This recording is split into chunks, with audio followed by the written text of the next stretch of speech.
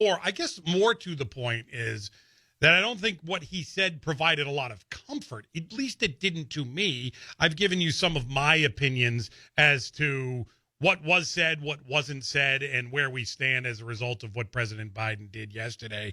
But never mind what I say. What about what somebody down in D.C. has to say? Congresswoman Elise Stefanik is going to be that person. She joins us live right now here on WGY Mornings. Always enjoyed chatting with her. Welcome, Congresswoman. Good morning. Great to be with you, Doug. So we were going to talk just generally about the president's first year, but then he did that presser yesterday, so I got to start there. I'm assuming you loved it. You feel totally invigorated. You feel like he's on the case, and we're all good to go, right? Well, it should concern every American. He is unfit for office, and what I was most concerned about was, in addition to just the overall terrible press conference and how unprepared he was for that, I mean, it's just ridiculous. The fact that he essentially gave Russia the green light to have a minor incursion into Ukraine, that is unbelievable, and every American should oppose that.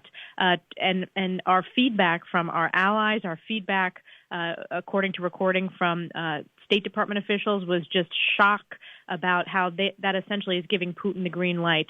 But Joe Biden, that press conference just shows, again, how not only ill-prepared he is to serve as president, but how out of touch he is what everyday Americans are going through.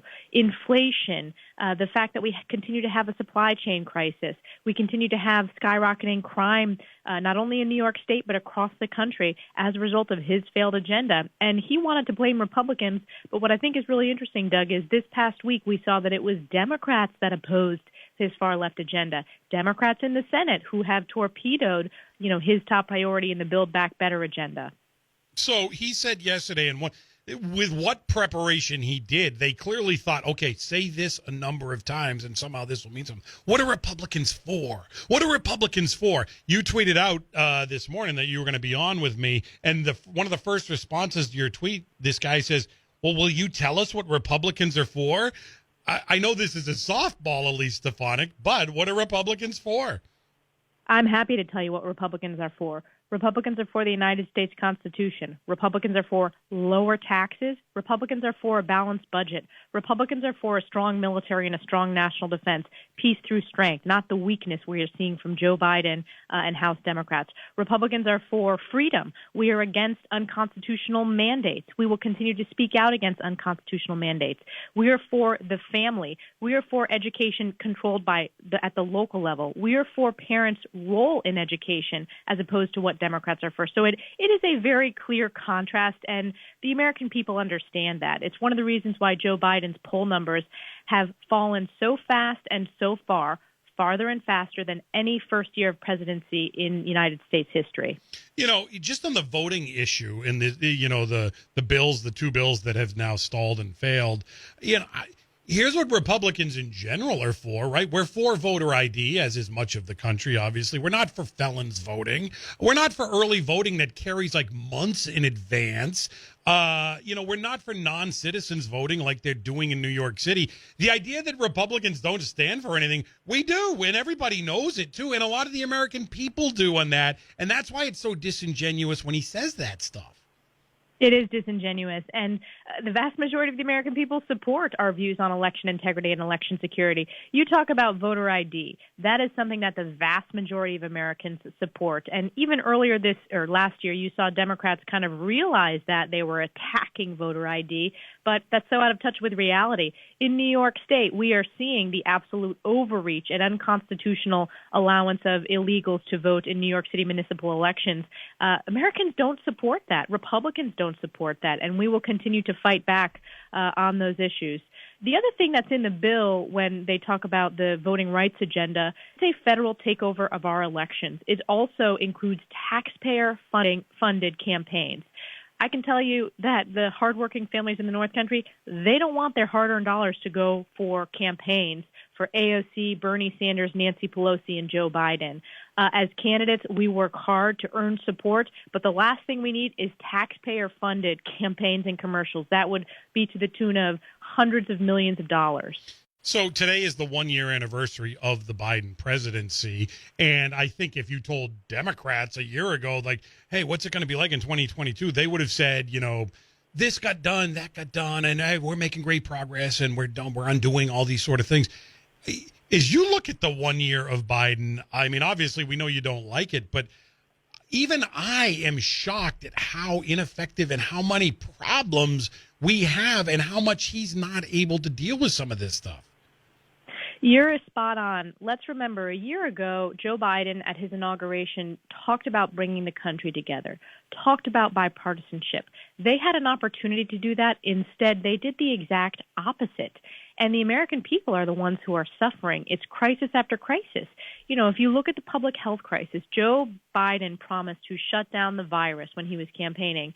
But this past year, hospitalization rates skyrocketed. Testing shortages are massive across the country. There were more COVID-19 deaths in 2021 than there was in 2020. They still do not have a plan for how to ensure that testing is accessible in communities across America. You have inflation, and that hurts families. That hurts the people who, work very hard to balance their budget. It hurts families in my district. Anybody who goes to the grocery store, it is shocking to see the price increases on bacon, on produce, on any food, on bread, on meat. And that is a tax on every American. And Democrats have not put forth any single strategy to tackle inflation. What I believe is we need to cut spending and balance the budget and stop this reckless $1 trillion agenda that they put forward. We have an energy crisis. You go to the gas pump in the North Country or anywhere across this country, gas prices haven't been this high since Joe Biden was vice president. Again, that hurts rural communities like I represent, who it's not rare to have an hour commute each way to work. And then the border crisis. This is really, really surreal. The amount of illegal immigrant apprehensions is 1.7 million last year alone, and that's higher than it has been in a generation.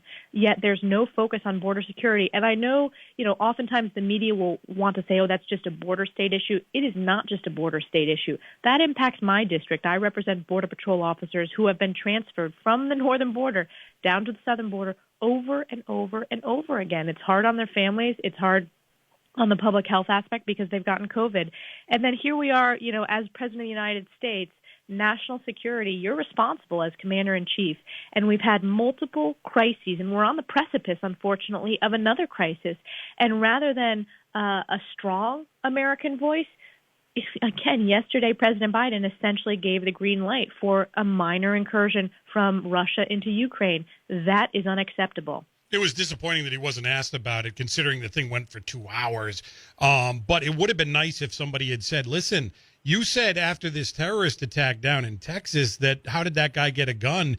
Everyone else in the country said, how did that guy get in the country? Can you explain the failings of your administration to protect us from this guy?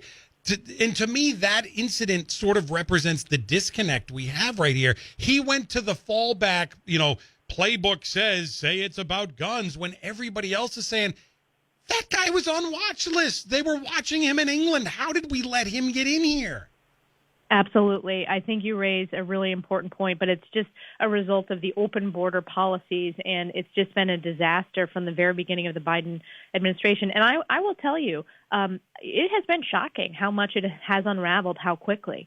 It shows that policies have an impact directly on people's lives, and people are seeing on an everyday basis the impact of these failed far-left policies. So he said yesterday that Kamala, are you glad that she's been in charge of voting rights, and is she going to be a running mate? He said yes and yes. The politician in you, Elise Stefanik, must have said, great, I want her on the ticket in 2024, because let's evaluate her for a second in her first year. Well, yes, that's a gift. That's a gift to Republicans. The more Kamala Harris is out and about across the country, the more she does interviews, that is a gift to Republicans in terms of our efforts to win back the House, because as America gets to know Vice President Kamala Harris, they realize that she's not up to the job and that she's failed in everything she's responsible for, whether it's the absolute disaster. They assigned her the southern border crisis. That's been a disaster. It's only gotten worse. They assigned her this voting rights bill. That has also been a disaster. And any basic interview she does, it is an embarrassment. And, I'm a woman in elected office. I take tough criticism. But when it's on policies, it's fair game to criticize when it's been absolute failures when it comes to your policies and your leadership in tackling those policy challenges. On your side, one thing that's always been said about you, Elise Stefanik, is, man, you can fundraise like nobody. You guys were down in Mar-a-Lago recently. You had a massive fundraiser. I was shocked at the money that was raised there. And while you were there, I believe Mr. Trump did say something about Stefanik 2028. Yeah, that was a nice comment he made. I'm focused on doing my job. It's a huge responsibility to represent the North Country. I love my job. My mission is always to ensure that families in the North Country have a seat at the table at the highest level in Congress, and that I'm able to represent them, and also making sure that I'm delivering results consistently for my district. And I stand by that record, whether it's results in terms of funding, whether it's making sure the northern border issues are the top of the agenda, or whether it's supporting small businesses and families during the COVID crisis, or whether it's standing up for the Constitution. That was nice of President Trump to say, I have no plans, no announcements to make right now. I have a lot of responsibility, and I am a new mom, although that doesn't preclude people for running for higher office, but that's not in my plans right now. Best guess, when we talk on January 20th, 2023, are we going to be saying, well, it's still not great, but Biden's gotten better in his second year? Or are we going, man, we got 2 more years of this? I unfortunately think that, this next year is going to be a continuation of crisis. Economists, despite what the White House says that inflation was going to be transient, which is false, economists have said that inflation is likely to get worse. So I'm very concerned that another year of this agenda is going to be even more problematic and challenging for American families and families in the North Country. I think when we talk again in January 2023, Republicans will have earned the opportunity to win back the House, and I will be proud to have been a part of that effort.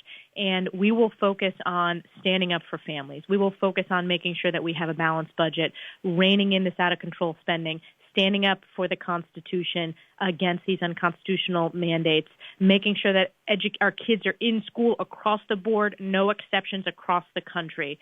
It is outrageous. And I think when we look back generations from now, the people who were most disturbed from this leadership is going to be our kids and the challenges they've gone through with the out-of-school situation. Although not the case in most of the North Country. I credit my superintendents for being very focused on making sure the kids are in school, but that's not the case elsewhere in the state. Congresswoman Elise Stefanik, always appreciate your time and the conversation. Look forward to doing it again soon.